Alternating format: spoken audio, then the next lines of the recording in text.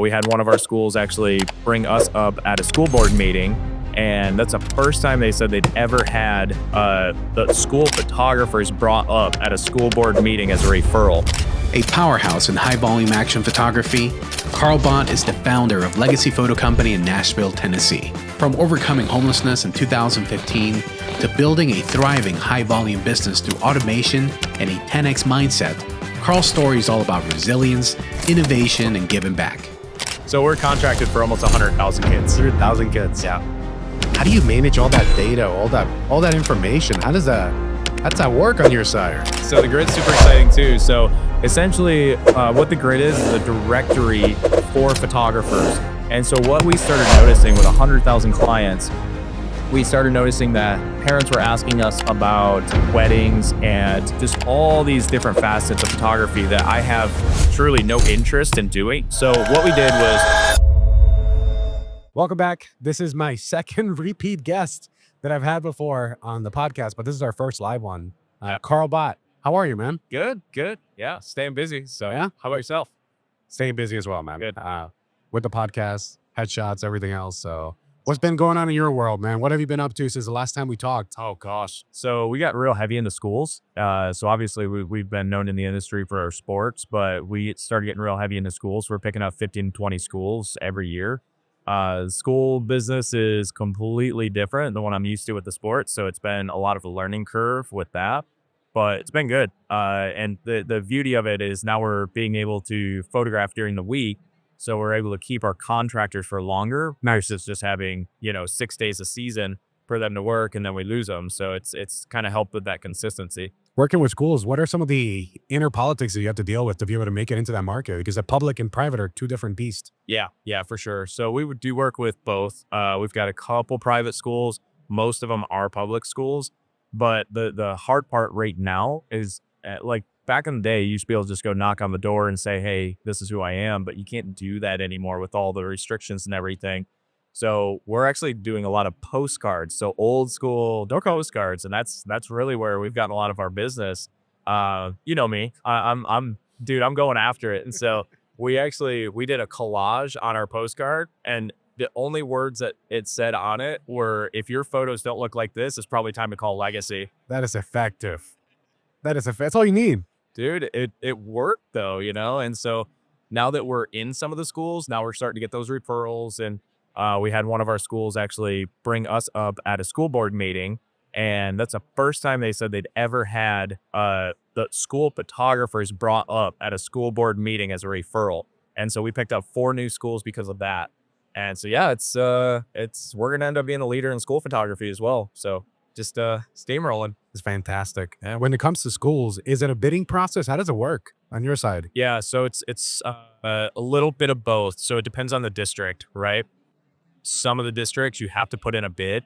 Some of them you don't. It's just kind of, each school's up to themselves.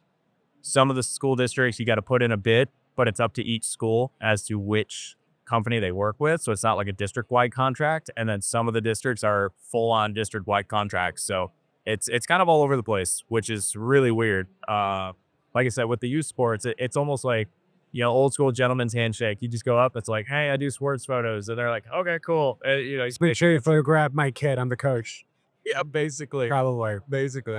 When you're going through these school bids and whatnot, or whatever, where it's not a bid, how do you manage when there's an existing photographer that does all the photos for them? And let's say they have the first grade through whatever. Now you're coming in as 6th grade or up, or 8th grade and up.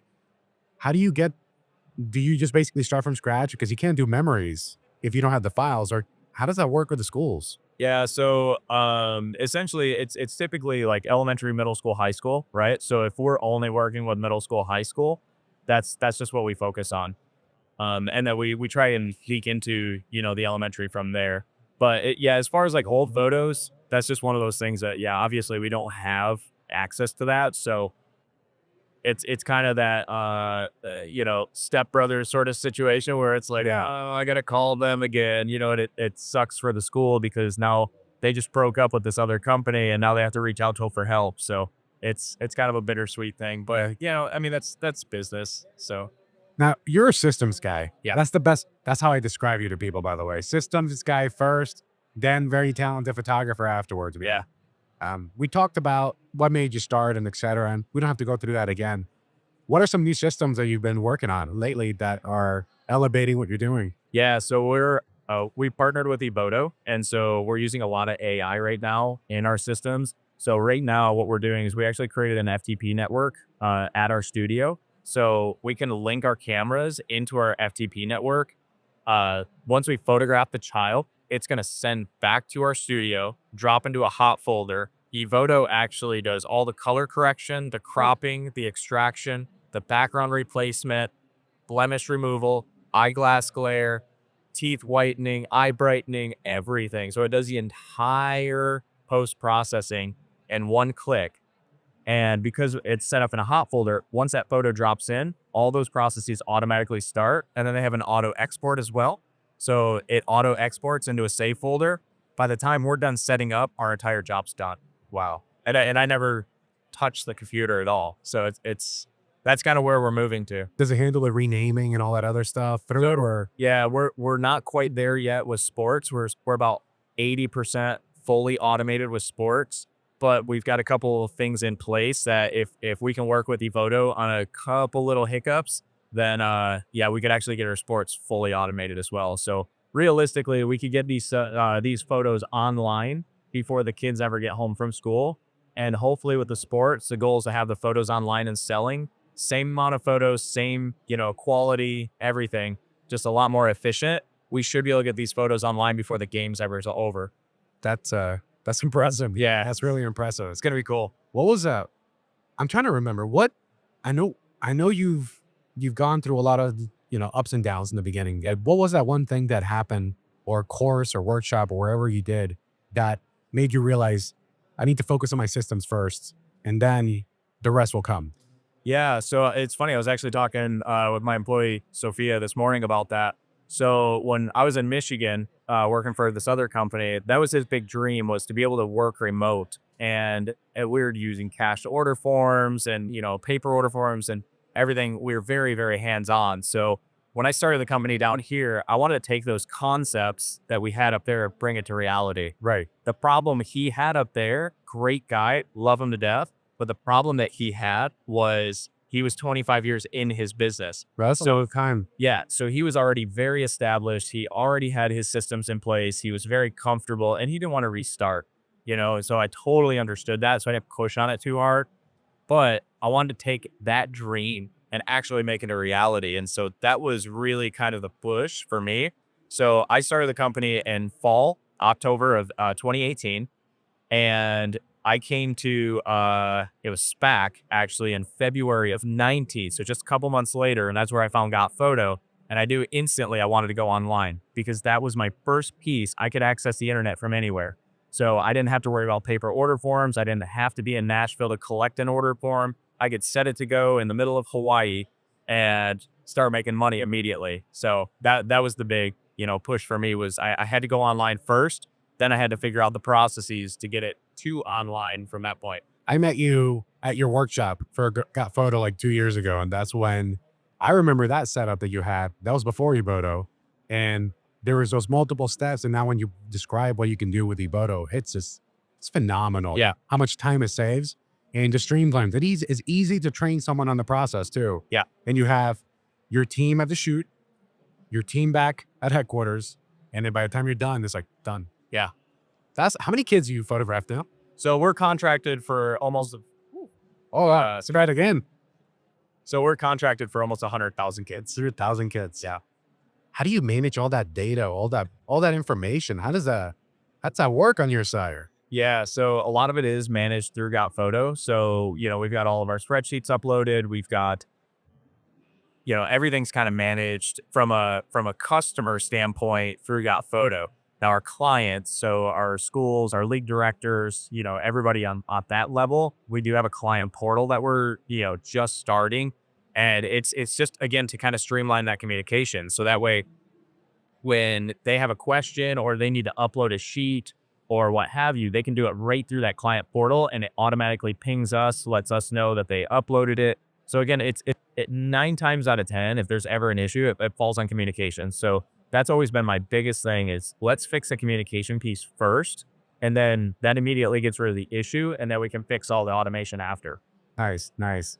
Now, are you still teaching, or are you taking a break from workshops and whatnot, mentoring? What if is that thing you still doing that? Yeah, yeah. So I've actually got a workshop coming up, a virtual workshop in March. And so that's going to be my last one for a while.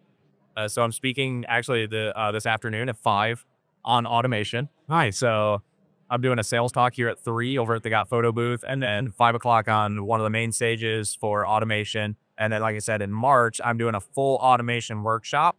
It's virtual, and I'm doing a show special right now for $199. So it's not, and yeah, it's pretty affordable, especially for what I'm going to be showing. People don't realize the value. It's like reading a good book. Yeah, You can get so much knowledge that somebody put on paper just by actually either attending a workshop, buying a book. And I learned a lot from you, man. Like, Yeah. I really did. It was so systematic, and I applied it to headshots. That's what I used it for. yeah, that's great. I love that. Now, what's next for you, man? I know you're up to a really interesting project we talked about. Is that something we can talk about here? Yeah, yeah. So we're expecting, and so is that what you're talking about, or No, these surprised me. Congratulations.